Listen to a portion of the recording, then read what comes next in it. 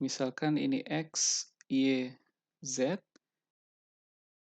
Kita punya distribusi muatan kontinu berbentuk lingkaran berjari-jari R. Jari-jarinya adalah R. Nah, kita letakkan cincin ini di bidang XY pada sistem koordinat Kartesius 3 dimensi.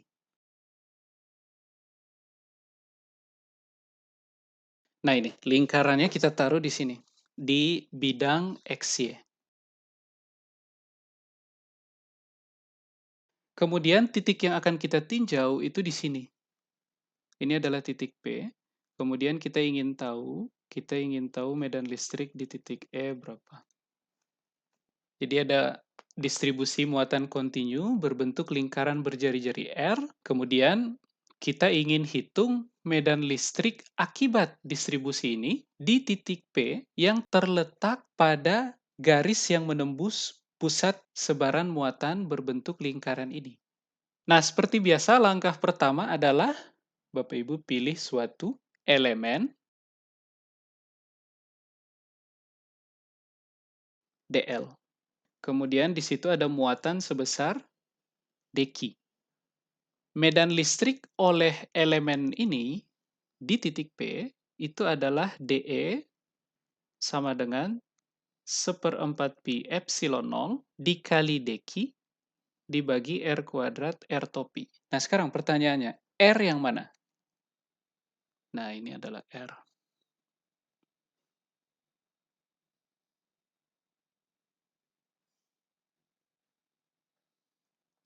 Nah, sekarang Bapak Ibu perhatikan, karena ini bentuknya lingkaran, maka kita bisa manfaatkan simetrinya lingkaran. Nah, coba Bapak Ibu perhatikan, elemen dl ini akan mengakibatkan medan listrik ke arah sini.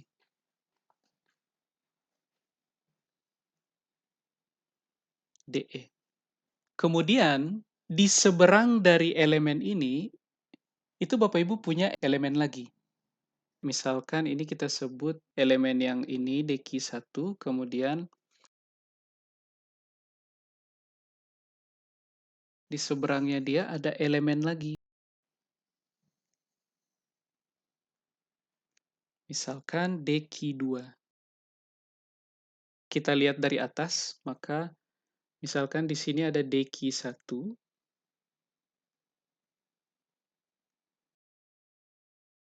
maka di seberang sini pun akan ada elemen muatan.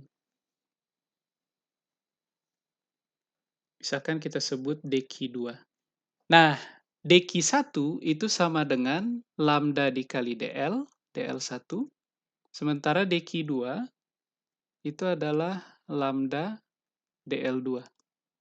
Keduanya akan berkontribusi terhadap medan listrik di titik P. Nah, sekarang Bapak Ibu perhatikan. Kita pakai asumsi, misal distribusi muatannya homogen.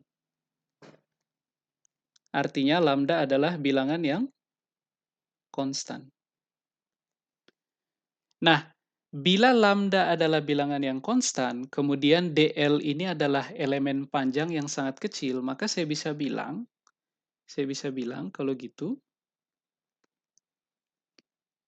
dq1 itu sama dengan dq2, sama dengan dq saja. Dan nilainya adalah lambda dl, karena sebaran muatannya sama. Nah, maka kalau Bapak Ibu perhatikan, medan listrik di titik P akibat dua elemen yang berpasangan ini, yang saling berseberang, itu bisa kita gambarkan seperti ini.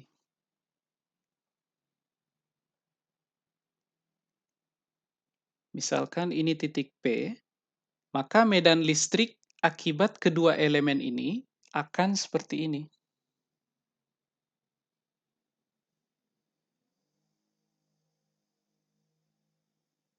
dE1, ya kan?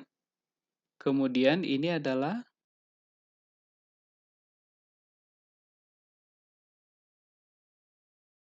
dE2. dE1 dan dE2 itu magnitudenya sama karena sebaran muatannya homogen. kita asumsikan sebagai homogen. Saya coba tulis di sini. Oleh karena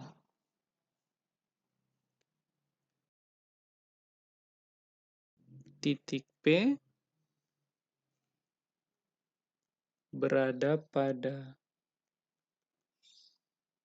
jarak yang sama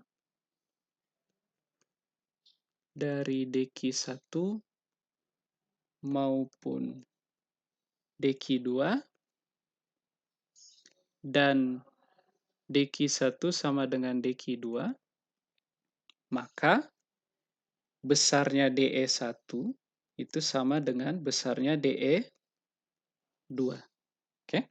Sehingga jika kita definisikan sudut ini adalah theta, maka total medan listrik di titik P akibat kedua elemen ini itu akan tinggal 2 kali DE1 cos theta ke arah Z topi. Ini adalah arah Z. Oke, kalau Bapak Ibu lihat ini, ke arah Z topi. Nah, sekarang kita coba substitusikan besar dari DE1 itu adalah 1/4 pi epsilon 0 dikali dq dibagi R kuadrat, kemudian kali cos theta ke arah Z topi. Ini sama dengan 2 kali 1/4 pi epsilon 0 dq lambda dl dibagi R kuadrat.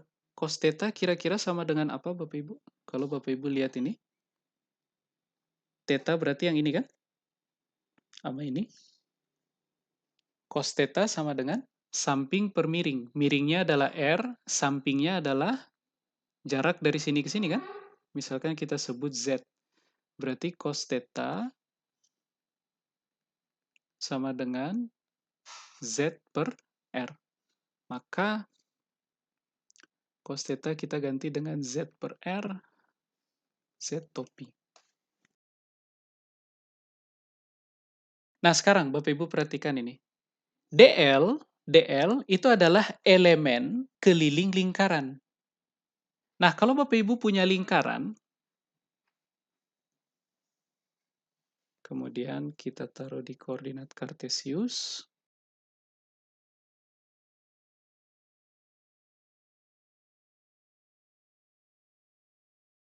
Ini adalah panjang elemen pada keliling lingkaran DL. Apabila kita ketahui jari-jari ini adalah R, jari-jari lingkaran ini adalah R, maka besar DL ini itu adalah R kali d theta. Bapak Ibu bisa peroleh ini dari perbandingan panjang DL dengan keliling harus sama dengan perbandingan antara sudut untuk panjang DL ini dibagi dengan sudut satu keliling total. Bapak Ibu bisa peroleh ini dari DL dibagi total keliling 2πr itu mesti sama dengan d theta dibagi 2pi. 2pi adalah total sudut untuk satu lingkaran. D theta ini itu adalah sudut yang ini. Nah, sudut yang ini nih. Ini adalah d theta. Nah, kalau Bapak Ibu coret 2pi, maka Bapak Ibu peroleh hubungan tersebut. DL sama dengan R d theta. Nah, maka DL di situ bisa kita ganti dengan R d theta. Oke. Kemudian yang berikutnya, besar dari vektor R, kira-kira apa Bapak Ibu? Kalau Bapak Ibu perhatikan gambar ini. Panjang dari sini ke sini, jari-jari, R kapital kita pakainya. Maka besar dari vektor R itu sama dengan akar jari-jari kuadrat ditambah Z kuadrat.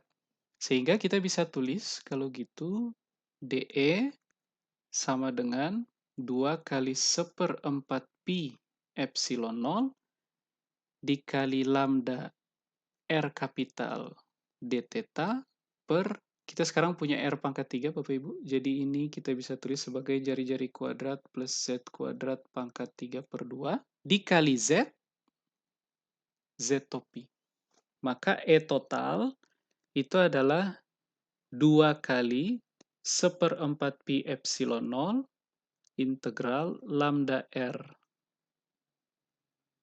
d theta kali Z dibagi R kuadrat plus Z kuadrat pangkat 3/2. Arahnya ke Z topi. Nah, sekarang pertanyaannya adalah tetanya dari mana ke mana, Bapak Ibu? Supaya seluruh bagian tercakupi, pengali dua ini itu karena kita udah ambil elemen di arah berlawanan. Sehingga batas integral ini cukup dari 0 sampai pi. Jadi kita cuma integralkan di setengah bagian lingkaran ini. Tapi setiap kita menambahkan satu elemen, itu kita kali dua. Artinya elemen elemen yang kecil di sini misalkan, itu kita udah tambahkan dengan pasangannya di sini. Kemudian di sebelahnya dia lagi, di sini misalkan, itu kita tambahkan lagi dengan yang bagian ini. Dan seterusnya. Sehingga pengali dua ini, itu sebenarnya akan memastikan kita telah mencakup seluruh lingkaran secara utuh. Jadi batas integral ini cukup dari 0 sampai pi saja, karena kita kali dua. Sehingga, kalau Bapak Ibu perhatikan, karena lambda konstan, maka kita bisa keluarkan dia dari integral, maka ini kita peroleh 1/2 pi epsilon 0 ke arah z topi. Apa yang bisa kita keluarkan Bapak Ibu? Lambda boleh keluar, R boleh keluar, Z boleh keluar. Kemudian pembaginya juga boleh keluar, R kuadrat plus Z kuadrat pangkat 3/2. Karena R kapital itu adalah jari-jari, konstan tentu. Z adalah titik yang ditinjau, nggak ada sangkut pautnya dengan theta dia.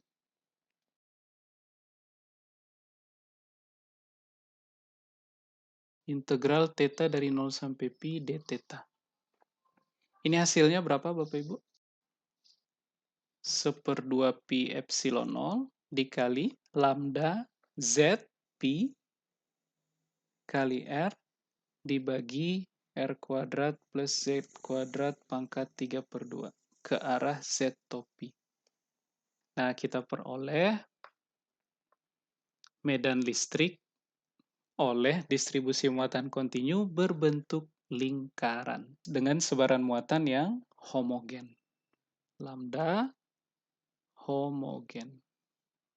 Atau biasanya di buku-buku mereka tulis ini sebagai E itu sama dengan 1/4 pi epsilon 0, duanya nggak dikali dulu dengan 1/4. Kemudian di sini jadi lambda Z dikali 2 pi R dibagi R kuadrat plus Z kuadrat pangkat 3/2 Z topi. Bapak Ibu boleh pilih yang manapun. Nah, kira-kira demikian. Nah, di catatan kuliah itu saya berikan ke Bapak Ibu penurunan kalau kita gunakan full vektor dari awal. Kalau ini kita manfaatkan simetri, simetri dari apa namanya? Dari distribusi muatan ini sehingga kita cukup berhitung komponen medan listrik ke arah Z saja. Jadi dengan memanfaatkan simetri, kita mengurai komponen-komponen medan listrik, kemudian kita peroleh medan listrik yang perlu diperhitungkan itu hanya ke arah Z saja. Oke, ke arah lain tidak perlu diperhitungkan. Nah, di catatan kuliah saya berikan ke Bapak Ibu, kalau kita analisa ini full dengan vektor, kemudian dari situ Bapak Ibu akan lihat bahwa komponen-komponen yang tegak lurus terhadap arah Z itu kalau kita integralkan hasilnya akan 0. Sehingga menggunakan argumen simetri untuk kasus ini itu cukup membantu untuk menghemat waktu ketika Bapak Ibu menentukan formula untuk berhitung medan listrik di titik P.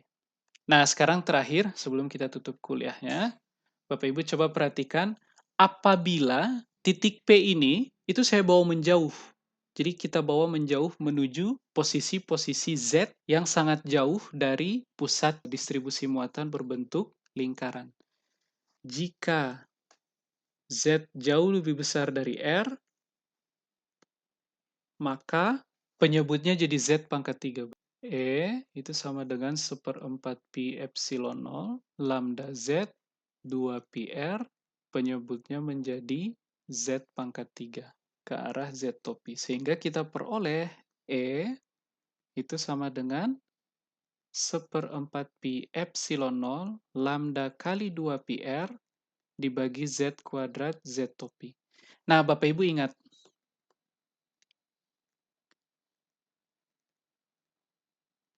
karena lambda konstan, maka lambda ini akan sama dengan total muatan di distribusi berbentuk lingkaran dibagi keliling lingkaran. Keliling lingkaran adalah 2pi R. Sehingga lambda 2pi R ini, itu Bapak Ibu bisa tulis sebagai Q, betul. Sebagai jumlah total muatan di distribusi muatan berbentuk lingkaran tersebut. Q per Z kuadrat ke arah Z topi. Untuk Z yang jauh lebih besar dari R, maka distribusi muatan berbentuk lingkaran ini akan terlihat seolah-olah hanya berupa muatan titik. Untuk Z jauh lebih besar dari R, sebaran muatan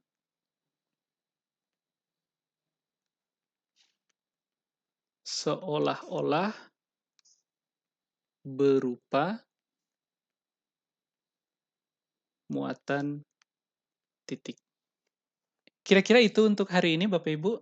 Nah, untuk beberapa jenis kasus lain, Bapak Ibu bisa lihat di catatan kuliah. Dan di catatan kuliah itu saya coba demonstrasikan full pakai vektor. Jadi Bapak Ibu bisa lihat argumen mengapa memanfaatkan simetri ini valid. Oke, tapi itu hanya valid untuk sebaran muatan yang konstan saja, yang homogen. Kalau dia tidak homogen, maka Bapak Ibu harus kembali ke integral dengan tiap-tiap komponen vektor.